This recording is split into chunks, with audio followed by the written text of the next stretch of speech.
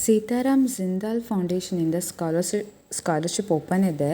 So ಅದು any time open ಇರುತ್ತೆ. 10th above ಮಕ್ಕಳು ಯಾರು ಬೇಕಾದರೂ ಹಾಕ್ಬೋದು.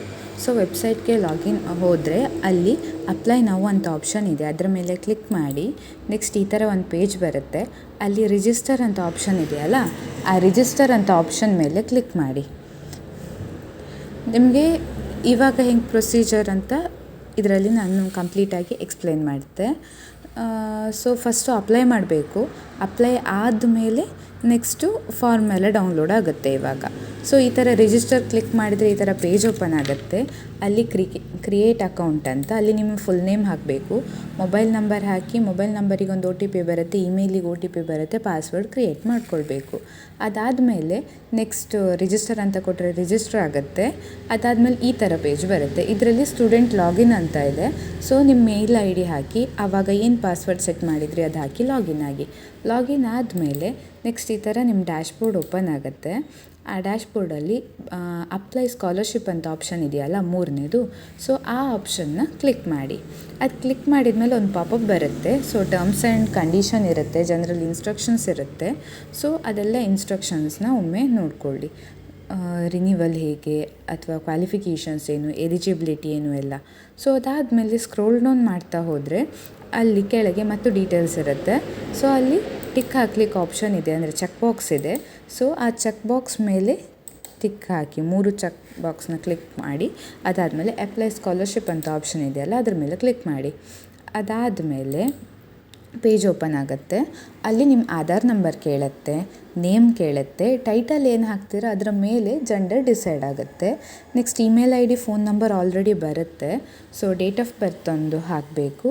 ಆಮೇಲೆ ಕಂಟ್ರಿ ಇಂಡಿಯಾ ಅಂತ ಆಲ್ರೆಡಿ ಇರುತ್ತೆ, ಆಯಿತಾ. ಆಮೇಲೆ ಪರ್ಮನೆಂಟ್ ಅಡ್ರೆಸ್, ನಿಮ್ಮ ಆಧಾರಲ್ಲಿ ಏನು ಅಡ್ರೆಸ್ ಇದೆ ಅಥವಾ ನಿಮ್ಮ ಪರ್ಮನೆಂಟ್ ಅಡ್ರೆಸ್ ಏನೋದು ಹಾಕಿ. ಪಿನ್ ಕೋಡ್ ಹಾಕಿದ ಮೇಲೆ ನೆಕ್ಸ್ಟ್ ಸಿಟಿ ಆಟೋಮೆಟಿಕ್ ಬರುತ್ತೆ. ಸೊ ಪರ್ಮನೆಂಟ್ ಪೋಸ್ಟ್ ಆಫೀಸ್ ಏನು ಅದನ್ನು ಹಾಕಿ. ಸೊ ಸೇಮ್ ಆ್ಯಸ್ ಪರ್ಮನೆಂಟ್ ಅಂತ ಕೊಟ್ಟರೆ ಪ್ರೆಸೆಂಟ್ ಅಡ್ರೆಸ್ಸು ಅದೇ ಬರುತ್ತೆ, ಇಲ್ಲಾಂದರೆ ಚೇಂಜ್ ಮಾಡ್ಕೊಳ್ಳಿ. ಸೊ ಅದು ಆ್ಯಸ್ ಇಟ್ ಈಸ್ ಪ್ರೆಸೆಂಟ್ ಸ್ಟೇಟ್ವರೆಗೆ ಬರುತ್ತೆ. ಸೊ ನೆಕ್ಸ್ಟು ಹ್ಯಾಂಡಿಕ್ಯಾಪ್ ಆಗಿದ್ದರೆ ಎಸ್ ಕೊಡಿ, ಇಲ್ಲ ex service man. So if you belong to BPL family then click on yes. So ಅಲ್ಲಿ ರೇಷನ್ ಕಾರ್ಡ್ ನಂಬರ್ನ ಹಾಕಿದರೆ ಆಯಿತು. ಅದರ ನೆಕ್ಸ್ಟು ಡೀಟೇಲ್ಸಲ್ಲಿ ಕಾಲೇಜ್ ಡೀಟೇಲ್ಸ್ ಕೇಳುತ್ತೆ. ಸೊ ಪ್ರೆಸೆಂಟಾಗಿ ಯಾವ ಕಾಲೇಜಲ್ಲಿದ್ದೀರಾ, ಸ್ಟಡಿ ಮಾಡ್ತಿದ್ದೀರಾ, ಅದರ ಡೀಟೇಲ್ಸ್ ಕೇಳುತ್ತೆ.